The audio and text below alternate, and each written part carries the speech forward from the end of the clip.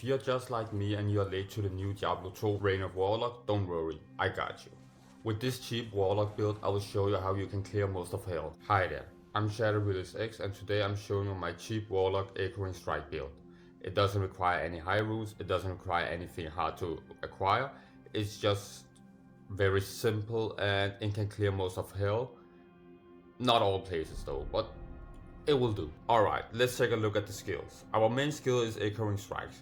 And to scale that damage out, we need to max out both Blade Wrap and Mirror Blade. I also like to put skills up in the Hex Purge because that pre-buffs your character.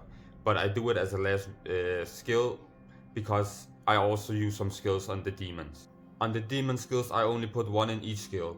And what I actually do is that I first create the Goatman, then I consume him, and then I make either a Goatman or Defiler depending on where I'm farming. Now for the gear.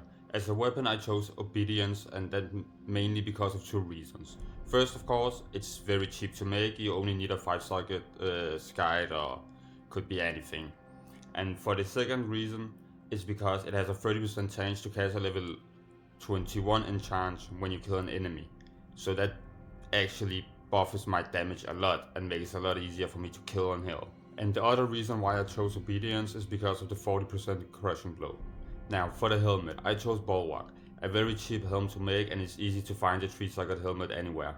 And the most reason I chose it is because of the 6% life percent it has.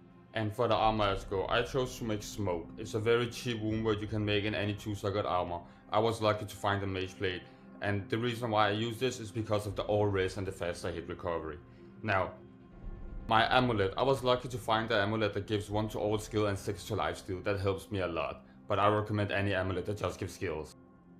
For the shield, I went classic. You gotta love Spirit. I mean, it does have a high strength requirement, but it is one of the best shield out there. So I chose this one. For the shoes, I chose some very simple shoes that just give me faster run walk because the Warlock is very slow. So I would recommend have something to make you run faster. The rings, one of them is this one with a lot of res, I just found it randomly when I was running, and the other one is Ketchan, and that is for the lifesteal also. For the build, mainly reason I chose this is lifesteal again, because I find lifesteal very important with the Echoing Strike, because if it's high enough you won't actually lose any life while you're running, you just need to keep a little bit of a distance. For the gloves, I just went simple, I had Sanders, they give me life, they give me increased attack speed, and that's it. Now, let's take a look at the advanced stats I have. As you can see, I got a 23% lifesteal. That means if I just keep a long enough distance, I would actually never need to heal. And if you have a Goatman or Defiler and you have a pretty okay Merc, you can survive. I have around 143 in faster hit recovery, and as you can see, the rest is not that important for my survival. I will though say what your Merc is wearing and how he survives is very important, so let's get into him now. For the Mercenary, I chose an Act 2 Merc with the Might Aura mostly for the damage, and for the weapon I chose Insight of course, and that is because the Warlock with Echoing Strike burns mana like crazy, so you need the Merc to help you out with this. For the armor I chose the same as mine, Smoke, mostly because of the resist, and for the helm I gave him the same as mine, Bulwark, mostly because of the lifesteal. I will say he will die, and he's not that strong, and I would recommend get a much better base than me. But he will help you, and as long as you use the Goatman with him, he can survive a lot. That was all my gear, that was all my Mercenary's gear. Now I would actually like to show you how the farming is working.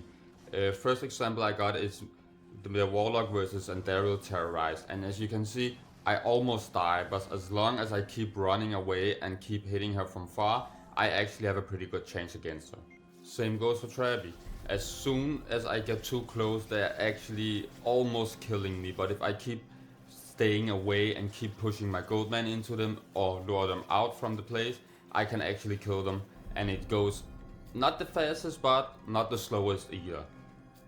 Now another place I also want to show that I mostly don't farm, because when the Warlock is against these Spectre Ghost thing, I don't know, he just kills them very slowly and they have a lot of mana burn, so I don't waste my time on Arcane. I mostly do Countess, Andy, maybe Travi and Diablo. and then I do some terrorized. But against ghosts and stuff like that, he's not that good. But if you have a mercenary with a pretty good base weapon, you should kill them pretty easily. Before I go into the last place I like to farm, take a look at this treasure I just found. Let's make a new insight for the Merc, because his base is very shit. Oh, nice. It got level 17, actually perfect. Now I want you to look how much damage changed when I changed the base weapon he has. And as for the cow level, you can see he can kill most of the cows without any trouble. As long as I keep sending my goat man in, my Merc won't die. But when I get to these unique monsters, I'm having a really hard time, so I just skip them and run away and find some other cows to kill. That was all for today. Thanks for watching, everyone. If you like this video, please hit a like and subscribe so I can keep making more.